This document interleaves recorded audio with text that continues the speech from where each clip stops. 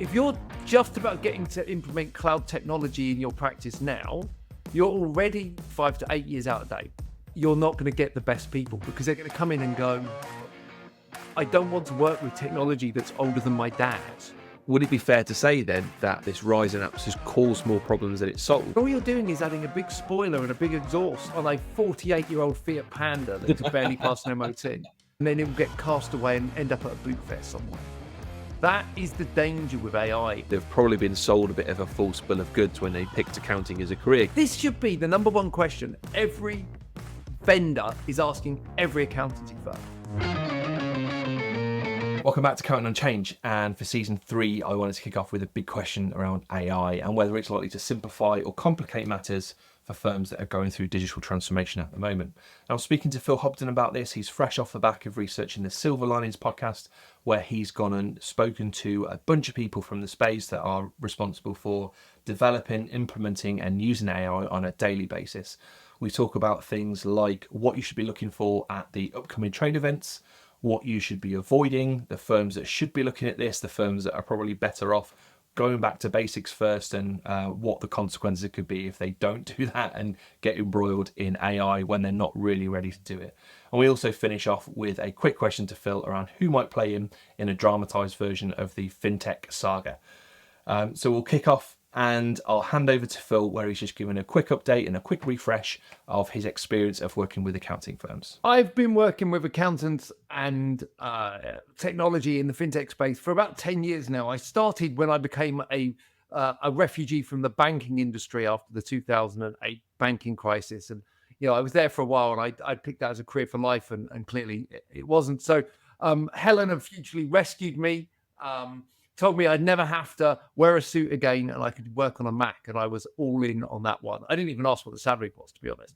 And since then, I've worn a couple of T-shirts at a couple of different roles. But ultimately, in the last 10 years, I've probably worked with 3,000 plus accountants in helping them implement technology to grow their firm or streamline their practice or even launch new business lines. And at the heart of that is the same thing as everything. It's about the people, it's about the challenges that they have within the practices, and it's about knowing that sometimes it's all about the timing more than it is about anything else. You can have the right product at the wrong time and it won't work, but you get that timing right, and that's the one that counts. So yeah, quite a bit of experience, and I'm currently working with Silverfin, where we are helping firms supercharge their compliance technology and get it off those dusty old servers in the corner of the room and get them over to something a little bit more modern and cloud-based that can, drive efficiencies through your practice. And of course, we're doing it with AI because everyone has AI. But the difference is our AI is real AI because it was actually a proper AI company when we bought it. So it's not just ChatGPT. Nice. And AI I'll put a pin in for a second because I do want to come back to that and have a proper chat on it, because it's sort of dominating a lot of the conversations. And I know you've obviously with Silverfin and with the Silver Linings podcast done a lot of work on AI recently, so I want to get into that. But before we do, you mentioned there around the work that you've done with firms, and you mentioned their challenges.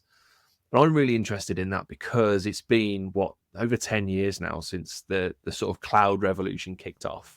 Do you think the challenges that firms are facing are the same now, or do you think they're facing different challenges from the firms you're working with? I think the challenges are pretty much the same.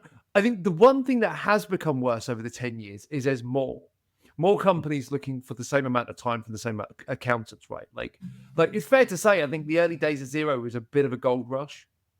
Like it had that same profile as when the gold rush started in America, right? So I think that's what fintech became for a while. It was, everyone said, oh, the accounting market, Xero have opened up this huge opportunity. Let's go and maximize it. The challenge is that now there's more apps that want that space, more technology and more things for you to try.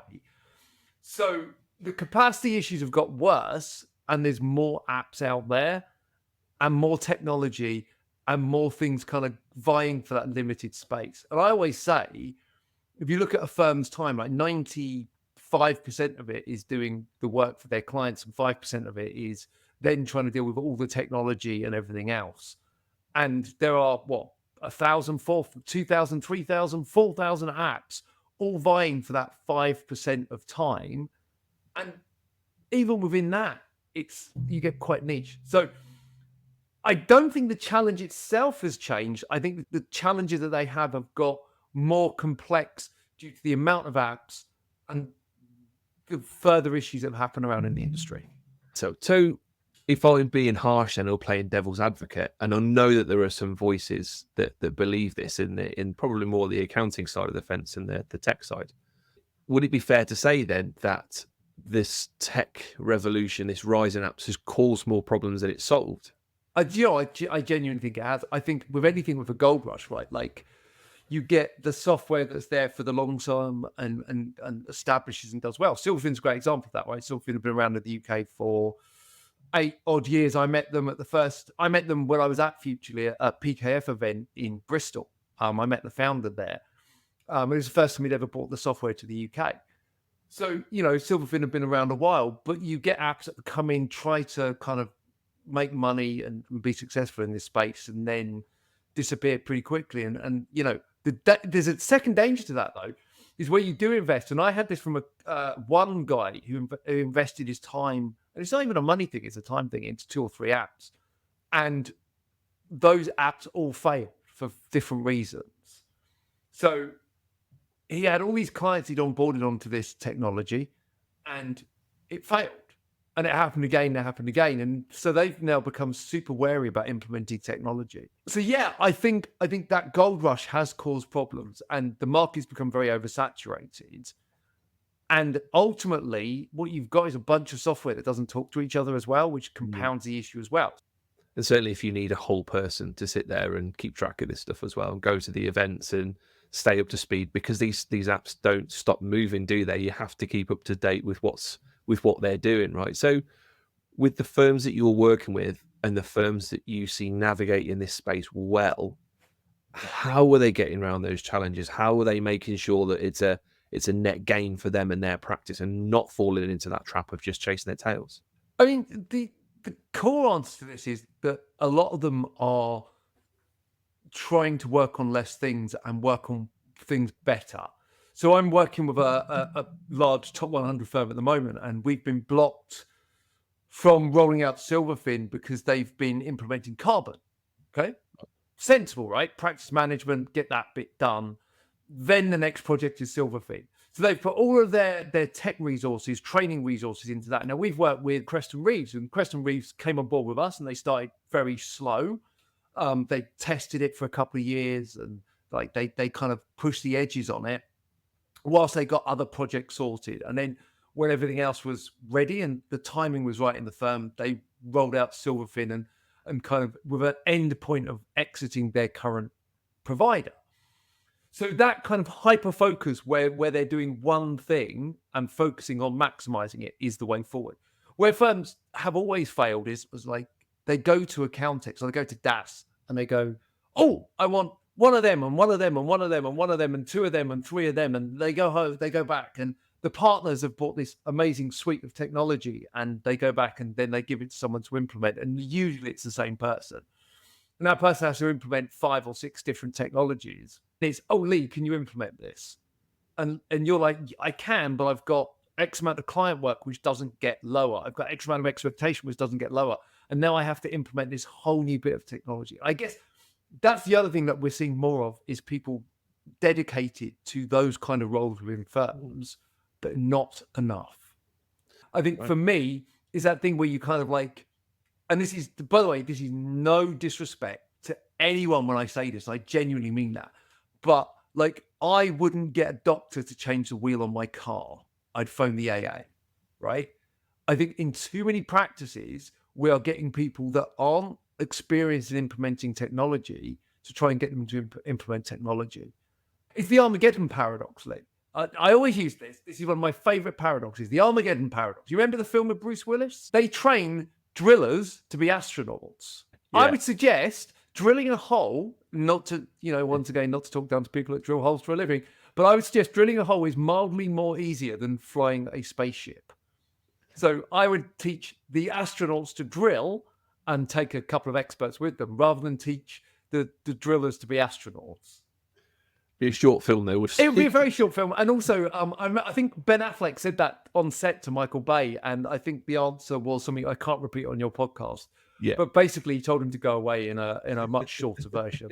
But it's the Armageddon, and we use the Armageddon paradox all the time because it's so true. It is a real challenge where you try to get people to do something that's not their expertise, and it just compounds onto the existing workload and everything else. So, for a firm then that needs to move forward in this space, because for better or worse, you can't ignore the tech that's there and the opportunities that gives you. You've got the whole issue that you mentioned right at the beginning around actually it could end up costing you more time than it's saving potentially if you do it wrong or try and bite off more than you can chew or take on too many things at once. There's the issue with sometimes some fairly aggressive sales tactics. There's quite a few landmines that they could step on. What would you caution firms to do? Or how would you like to see them approach the question of gearing up on tech in a way that's going to ultimately benefit them, but also to work with vendors in a proactive way so that sales targets get met as well? Because obviously everyone needs to get what they need out of the process, right? It comes down to having a clearly defined start, right? And a clearly defined, I guess, a clearly defined outcome of what you're looking to do. And then going for a process with vendors where you fully assess the vendors in the mix, right? Don't just go to one person, right? Honestly, and I say this as a multiple time vendor, not every firm that's out there will be the right fit for the product we have, right? 100% they won't. And if you're looking to go in and put like one toe in the water, it will never work. So I think vendors need to be bolder in saying your approach will not work. Yeah. And practices need to be better at listening to vendors as well. Right? Just because I'm telling you your approach doesn't work, it's not because I want to sell you more. It's because I want the implementation to stick and be better. Because I know if it sticks and be better, it'll grow. Right. So I think you've got to have a robust process that's fair. I think you've got to look at value, not price. And that's the other thing, right? Like really work out what the value of each project is to you.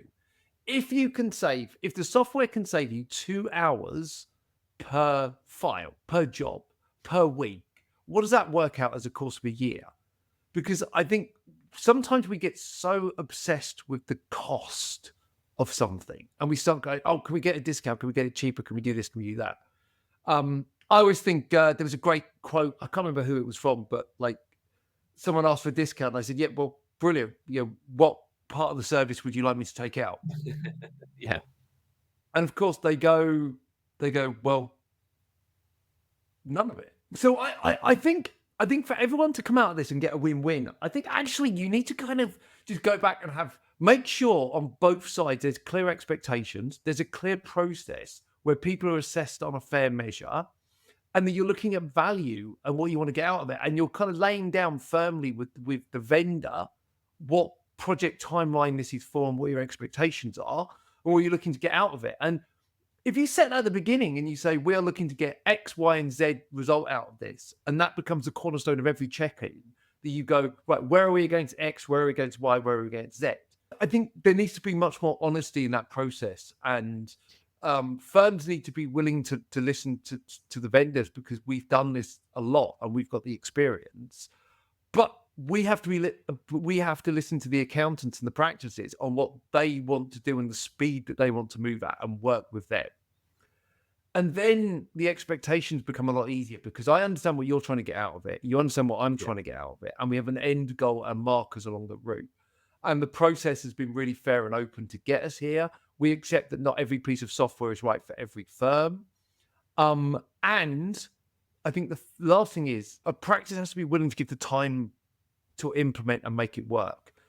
And as vendors, we have to identify that if they don't have that time to implement and make it work, that we should probably walk away for now and revisit when they do have that time, because otherwise it won't end up well. I think there's an added complication to the dynamic here as well, because it's not like one problem in a practice is solved by one solution. There's not like a one-to-one dynamic like that, is there? And you mentioned earlier on that you've got a practice that's putting carbon in, and then they're going to put Silverfin after that. So the Silverfin carbon solution, as it looks like to the practice, is very different to maybe a Silverfin Bright or a Bright account simulator. It's just a different thing, right? And I wonder if there's a potential future here where we get vendors teaming up more to present the joint solution. So this is how we're going to solve the problem in its totality between these two products. But everything's just so disconnected at the moment; it doesn't really feel possible. But I wonder if Visma keep buying stuff, if ultimately it'll end up just getting bundled again, because that is the thing, isn't it? Is what was the quote? Like, the only way to make money is just keep bundling and unbundling. To your point about pitching, back in the day, I remember going to pitch to firms with Zero and Dext and Futurely, right? So we go in together and we present this kind of end-to-end solution of, this is what we do, this is what Zero does, and this is how we fit in. And if you have Dext, the data's great coming in, Zero is perfect, and then when you've got perfect data in Zero, you can export it out to Futurely and get that reporting. It was a really neat pitch because it focused on that data and how you use the data at different times of lifestyle. Unfortunately, more apps come in. Zero, as is the way with any firm, becomes more corporate. So then, therefore, it's kind of less willing to recommend. And it never really recommended, but like by the nature of being there, Zero was always the more dominant player, right? It's a bigger player. So that kind of dropped off, but it was really powerful to be able to go in and have that story. And I think what we're seeing, Free Agent do this really well. Free Agent have a load of integrations and apps that work with it, and they're far more curated and far more specific than maybe other marketplaces. And because of that, it tells much more of a story, right? Like there's very specific use cases. So I think absolutely right. I think where you've got ledger software like Free Agent that necessarily isn't going to develop those areas themselves, it's brilliant to be able to kind of work alongside them and go, we can provide this for you as a customer. Yeah. In terms of, HG is the classic example, right, of someone that's bought everyone. Yeah. But at the same point, you don't see that alignment within the HG group, right? Yeah. Where HG have X, Y, and Z, and then X, Y, and Z go and work together. Quite often, they're competing funds or competing parts of the business, so they don't even talk to each other, right? So it'd be great if we could get to that point. I think this market is going to remain really fragmented, and that causes a load of problems. We're certainly in for a period of greater complexity, I think, aren't we, with AI starting to start hitting gear, I think, over the next few years. And the interesting thing about that is that I think people look at that and think, well, it's LLMs, it's these tools that are out at the moment. And I try and think about it in a way that the current round of AI tools create new products in the same way that the World Wide Web ends up producing something like Deliveroo. Like, they're so far apart, but you can never predict the sort of zany things that come off the back of these new platforms. And so I think there's going to be an order of magnitude more apps coming out over the next few years. But like, what's your view on that? Because you've been really into AI, haven't you, over the last month or two? Yeah, I've been diving deep into the wonderful world of AI and coming up with some fascinating stuff. Here's my problem, Lee. Here is my problem. And the problem is this. AI is going to do nothing but make your life worse if you haven't fixed the basics, right? The perfect analogy for this, Lee, this will resonate with you. You know I like my analogies, right? Like, it's how I express things. Perfect analogy for this. You know the guys that drive around towns with the fat exhaust and big spoilers on a 48-year-old Fiat Panda that could barely pass an MOT, right? That is what a lot of firms are going to try and do with AI. They're going to try and bolt AI on the back of a practice that hasn't solved its fundamental problems, that isn't ready for MTD. They haven't fully migrated all of their businesses onto cloud or onto a solution that's easy. They haven't solved X, Y, and Z challenges in their firm. I think a lot of people are going, we need AI. I love it when someone comes to me and goes, I want AI. Okay, great. What's the problem you're trying to solve? Yeah. And that has to, and going back to your point earlier, by the way, this should be the number one question every vendor is asking every accountancy firm. And if they can't articulate the answer to this, they are not ready for the solution or software you're trying to do. Like AML is an absolute mess in this industry, right? Like, and there's some great tech out there trying to solve it. And you're worried about AI and how can I implement ChatGPT into my business? You've got files and companies that are non-compliant with legislation. Let's try and solve the leak on the car first, right? So I think if someone's coming to you and saying, "Yeah, I want AI," you need to be asking, "What's the problem you're trying to solve? Is it that you just want AI?" Because that's not a problem. There's no pain behind that. And ultimately, if you're not trying to solve a pain as a vendor, it's not going to work. There is no bit of software that will last for when the shininess comes off it. When the kid has opened the box at Christmas and played with that toy that they had to have, it was the most wanted thing in their entire life. They'll play with it for 3 hours and then they'll go back to the iPads. And then over 6 months, that toy will be less and less played with. And then it will get cast away and end up at a boot fair somewhere, right? That is the danger with AI, is that you'll take something on that's far too advanced for the stage of the business you're at, and you'll implement it badly. Everyone will get a bit bored of it. You won't see an ROI on it. And then you'll kind of go, well, AI doesn't work, does it? Boom, done. And you'll never come back to it. So I think we have to start with understanding that every single bit of software has to solve a problem. If you're the paracetamol to a genuine pain in that practice, whatever you do will not work, and you will waste hours and hours and hours of your time as a business and as the accountancy firm's time implementing something that will not remain, will not stay, will not last. And that's a problem. So going back to AI is fantastic. AI can do so much. I use AI on a daily basis, right? Whether it's ChatGPT to rewrite something I've written or check my spelling on something to generating stupid images for LinkedIn posts, and probably some very smart stuff as well. Like I'm doing all of that, transcribing images, coming up with ideas, brilliant. But I'm at that stage where everything else is kind of there, and this is now the value add to my business. So AI will do amazing things, and you're right, AI is going to open up a whole load of new opportunities, new app. I was reading this morning that someone has built an AI competitor to Xero and QuickBooks, right? Like, Really? It's going to be a purely AI-driven ledger software. Wow. Right? Real disruption and real change.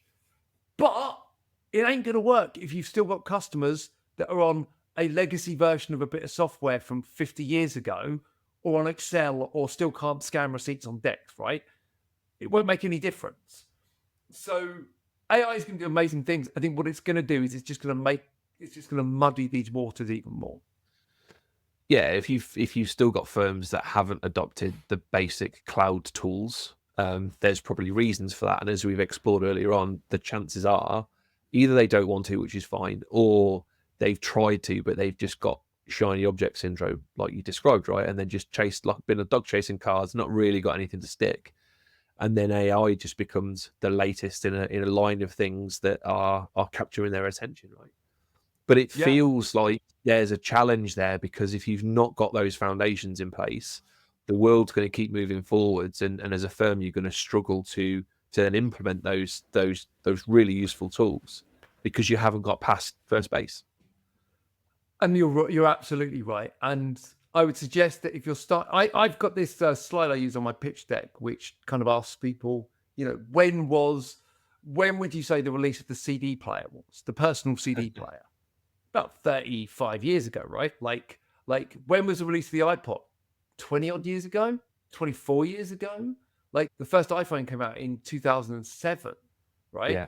Like if you're just about getting to implement cloud technology in your practice now, you're already 5 to 7, maybe 5 to 8 years out of date. So you're right. It creates a real problem that if you've been slow in adopting, and there are very good reasons for firms to be slow in adopting, right? Yeah. very good reasons. But if you're slow in adopting, at the pace technology is moving now, is even quicker and even easier to get left behind. So I go back to my first point, focus, be laser focused on what your practice needs, not what I'm telling you or X influencer on LinkedIn is telling you, or even the firm down the road is telling you to do, or all those talks you go to at Accountex, right? And DAS, they're brilliant, amazing, but ignore all of that and just understand the problem you need to solve, and then find the best solution for that problem, solve it well, move on to the next one. And that requires that degree of mindfulness and intentionality around where am I now and where does my practice want to go. And I think that's often a struggle for firms, because the leaders of the business are fee earning, they've got client demands, they've got, like we said earlier on, maybe been thrown into a world they necessarily didn't sign up to. So it's hard for them to step back and ask those questions of themselves, I think. Ultimately, you're there to service a client. That client is there to pay a bill. And, a lot of this technology costs money and time and doesn't necessarily impact that end relationship. So you cope. It's always funny. I always tell the story of when I used to work in banking. Like, the bank I work with invested millions in making the front of the bank beautiful. It was gorgeous. It was a technology masterpiece, right? Do everything you wanted to do. And you open the door to go out the back and it was moldy, paint was falling off the wall. Like, half the rooms were closed because the ceilings were falling in, and the coffee machine didn't work, and half the electrics would kill you if you went near them, right? But the customers didn't know that, and they didn't care, and therefore the bank didn't care. And there's a really interesting lesson learned there in that quite often we focus on what improves the lives of the customers or what makes their journey better, and that's the right thing to do. But, and here's the kicker, you have to think of your staff as well. Yeah. Because, like, I can tell you that was a horrible environment to work in. So your staff, and certainly people that are starting out in a firm, and this is one of the other big risks of technology and lagging behind, is that you're not going to get the best people, because they're going to come in and go, I don't want to work with technology that's older than my dad. Yeah.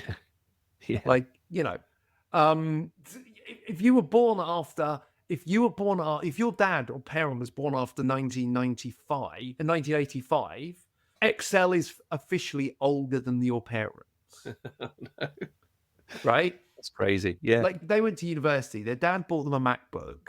Like, they've got AirPods and all this latest technology, and then you sit them down in front of a dodgy Dell PC that's still running on Windows XP, and you ask them to work on a bit of software that's was built 40 years ago, and they go, no. And the partner model's not that attractive anymore, because it takes too long to get there. So like, you have to think of all these different things, and that's what makes it super hard. And I wouldn't want to be in the shoes of an accountancy firm like today, because the challenges their clients around pricing and margin are huge, right? Like, everyone wants something better, cheaper, faster.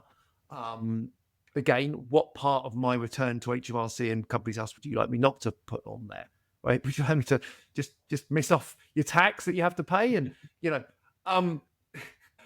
so that's a challenge, right? You've got the clients wanting more for less. You've got like an incredibly crowded, loud, and very confusing vendor space. You've got the pace of technology moving at a bazillion miles an hour. And you've got vendors sometimes making a real hash of the job as well, right? So for me, it's a really complicated way to be. And that's why you probably need to work with people that have been doing this a while and have experience. Because a good vendor will guide you through it. And Alicia, who runs our CS team, she's fantastic, right? She's been doing this for years. And she's so good at she worked at Xero and customer success over there, and she's so good at implementing and taking people on that journey at the pace they need to move at and making sure they're successful. That's the kind of thing. So when you're looking at vendors, that's super important as well. Absolutely. So it sounds like, as takeaways for firms, that there's a lot of pitfalls, there's a lot of traps that they can fall into and things that might go wrong. But if they move forwards with intentionality and they're driving their own agenda rather than being driven, if they are communicating effectively and putting the right people in place and looking after those guys, and also working with vendors that have got their best interests at heart and have got some good experience in the space, they're probably not going to go far wrong. Is there anything you'd add to that as sort of takeaway tips that people should be thinking about? I think the big one is just do what's right for you, not what other people are telling you to do, right? Like, there are a million people out there that would tell you that what you're doing is wrong, or you need to do X, Y, and Z. What you need to do is what's right for your practice, because you understand it better than anyone else. But where you need to start is understanding what the challenges those practices are, and then ranking them in order, and dealing with those challenges in the order of importance of impact to you, your firm, and your customers. So just to finish off, for a little bit of fun, you and I are both into our films. If someone ever was crazy enough to make a film about the accounting fintech space, who would you want to play you in a film, Phil? I'm going to assume that anyone can shave their head, right? So let's just assume that anyone can shave their head, right? So it doesn't just have to be a bald actor. I'm not going to be egotistical enough to say, hey, like it should be George Clooney or someone like that. Like, I'm not a George Clooney type. I'm very much firmly the character actor that stands alongside, this is not who I think, by the way, but I'm a big fan of Goodfellas, right? Like, I'm very much the Robert De Niro in Goodfellas, the guy to the side, not the lead character, but the same. So I think to play me, I want someone who's charismatic, who's kind of big in terms of what they give, and in terms of someone that's going to really kind of own that space. And the person I'm going to pick is someone that everyone's going to go, who the bloody hell is that? But there's an actor, a guy called Walton Goggins. Okay. Walton Goggins was in The Shield on TV. He was in the Fallout TV show. And he is a fantastic character actor that's been in a load of different stuff. So I think Walton Goggins would be a great me. But if I was being egotistical and I could pick anyone and just to hell with everything else, living or dead, I couldn't think of anyone better to play me than Burt Reynolds. Burt Reynolds, amazing. I mean, like, if Burt Reynolds played me in a film of my life, I would have been I would have been the happiest person in the world. But clearly Walton Goggins is a much better choice of actor. That good, reliable, dependable, support character actor that's always there and always gives it 100%. I think that's a very good me. He'd also look pretty good bald as well, I think. Sounds awesome. Phil, thank you so much. Really, really appreciate your time. Where can people find you and learn more about what you're up to? I mean, people can find me at every event that's ever happening ever. I'm usually around there. This year, I can guarantee I won't be dressed in some weird blue morph suit. But look, if you want to find out more about Silverfin and how we can supercharge your working papers, accounts production, corporation tax in the cloud, then clearly you can just go to silverfin.com and that'll point you to the UK site. If you want to find out more about me and some of the other stuff I do, and I have our own podcast at Silverfin, the Silver Lining Podcast, which Lee worked on with us, which is great. You can go to LinkedIn and just search Phil Hobden on LinkedIn. I come up and you can see pretty much everything I do there. I'm one of those people that probably overshares on LinkedIn. So please find me there. Yeah, definitely. And that Silver Liners podcast is awesome. If you've, like you said earlier on, Phil, if you've got those foundations in place and you're ready for that next step, tons of value in that series. Awesome. Thanks a lot, mate. Hey, thank you. That was good fun.